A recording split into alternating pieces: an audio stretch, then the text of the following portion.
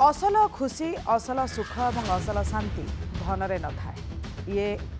कथा बोधे यार मूल्यबोध बोधे बुझीपार जी 3000 कोटी टंकार संपत्ति को छाड़ी प्रयागराज रे बाबा होती बिजनेसमैन बाबा को नहीं एबे चर्चा बेस वायरल विषय होती केमिति केउ परिस्थिति सबकिछि त्याग करी गेरुआ पिंधिले ताकु नहीं बेस जोरदार चर्चा कहीं बिजनेसमैन बाबा 3000 कोटी टंकार संपत्ति छाड़ी चली आसी गेरुआ पिंधि बाबा या भितर अनेक बाबा को नहीं चर्चा चली बेले बिजनेसमैन बाबा को नहीं बेस जोरदार चर्चा महाकुंभ रे भाइराल होउछंती ये बिजनेसमैन बाबा उत्तर प्रदेश प्रयागराज रे महाकुंभ चली महाकुंभर आयोजन होउछि 13 जनवरी आरंभ होइछि महाकुंभ 13 जनवरी आरंभ होइतिबा महाकुंभ 26 फेब्रुआरी पर्यंत चलिबो एवं एई महाकुंभ को भारत नुहे विदेश रु मध्य कोटी कोटी भक्त श्रद्धालु आसुछंती ता सहित अनेक साधु संत जो माने जे केवल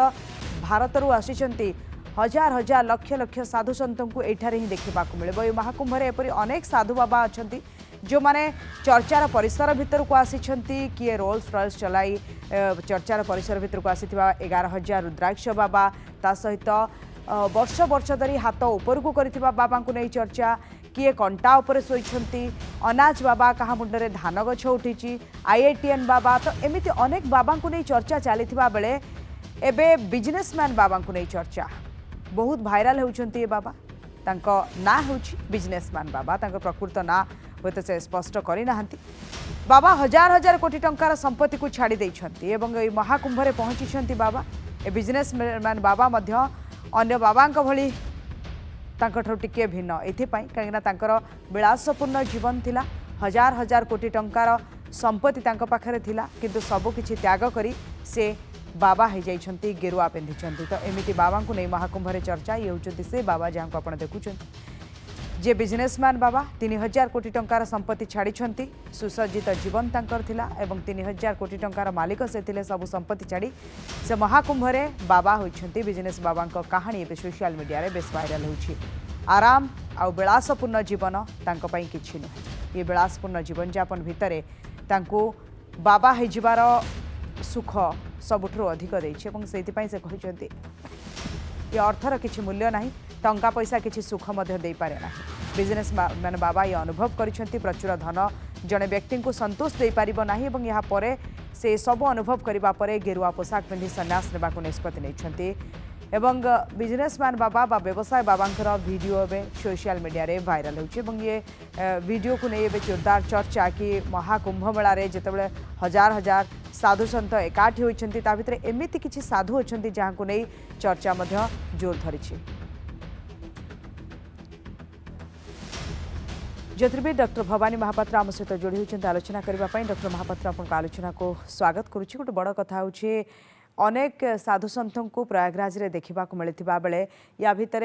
बिजनेसमैन बाबा को नहीं चर्चा 3000 कोटी टंकार मालिक थिले किंतु सबू छाड़ी गेरुआ पिंधिछंती एमती कहीं से निष्पत्ति नहीं प्रकृत में कौन धन संपत्ति जन को खुशी दे पारे ना जहाँ से निजे कहिछंती निश्चय बहुत सुंदर विषय आज जे गोटे कथा आमे सदा मन रखिबा त्याग ही पुरुष श्रेष्ठ गीतार कह जे त्यागी से संसार रे ही खुशी जे भोगी से केबे खुशी रे रही पारिबो नाही बा खुशी रे चली पारिबो नाही त्याग ही पुरुष श्रेष्ठ आपण गोटे परिवार कथा को आलोचना करंतु जो परिवार रे स्वामी स्त्री मध्य रे देखिबे स्वामी टिके बदरागी स्वामी टिके क्षणक क्रोधी मात्र स्त्री ताको एडजस्ट करि जाउछंती स्वामी कोन कले बा कोन खाइबा को पसंद करंती स्त्री से खाद्य रुचि नाही से खाद्य प्रति स्त्री लालसा नाही बा से खाद्य ताको भल लागेनी किंतु स्वामी मन जानी स्त्री कौन कर खाइबाटी परिशु देउछंती स्वामी भितर गोटे रिलाइजेशन आसुची अरे तुमको तो मीठा पसंद नुह मत मीठा पसंद तुम मो पाइका तुम आज खीरीटे करिछ कि तुम छणा छणी बा तुम खारा जिन पसंद तुम अनुसार थे कर कि स्वामी को पसंद नहीं स्वामी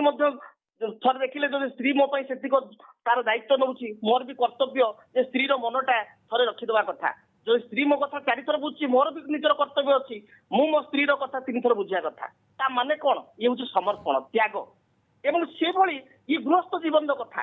भाई भाई भितर हो पिता पुत्र मध्य हो स्वामी स्त्री मध्य हो जो त्याग रही जो भोग रही सब किसी समस्या बा क्लेश ବା କଷ୍ଟ ଦେଖାଦେବ। ତେଣୁ ତ୍ୟାଗ ହିଁ ପୁରୁଷ ସିଷ୍ଟମ ବୋଲି କୁହାଗଲା। ସେଇଭଳି ଯଦି ଆମେ କହିବା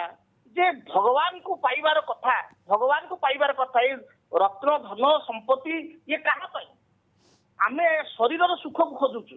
ଯେ ମୁଁ ଭଲରେ ଚଳିବି, ଭଲରେ ଖାଇବି, ଭଲରେ ଯିବି, ମୋର ଗୋଟେ ବଡ ଦାମୀ ଗାଡି ଦରକାର।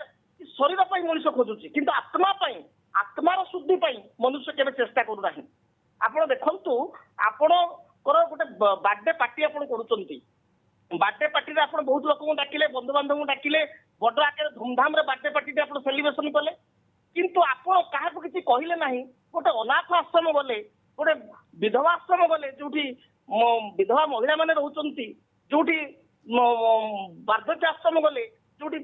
ବାର୍ଦ୍ଧକ୍ୟ ଲୋକ ରହୁଛନ୍ତି, ସେଠି ତାଙ୍କ ମନ ଜାଣିକିରି ଆପଣ ଟିକେ ଲୁଗା ପଟା କପଡା ତାଙ୍କୁ ଦେଲେ ଏବଂ ତାଙ୍କ ମନ ଜାଣିକିରି ଆପଣ ତାଙ୍କୁ କିଛି ଖାଦ୍ୟ ସେଠି ଖାଇକିରି ପରସିକି ଦେଲେ। ତାଙ୍କର ଯୋଉ ଆଶୀର୍ବାଦଟି ଆପଣଙ୍କୁ ମିଳିଲା, ତାଙ୍କ ମୁହଁରେ ଯୋଉ ହସଟି ଫୁଟିଲା, ସେ ଆପଣଙ୍କୁ କୋଟିଏ ଆନନ୍ଦ ଦବ। ହୁଏତ ଆପଣ 5 ଷ୍ଟାରରେ ପାର୍ଟି ଫଙ୍କସନ କରିକି ସେ ଆନନ୍ଦ ପାଇବେ ନାହିଁ।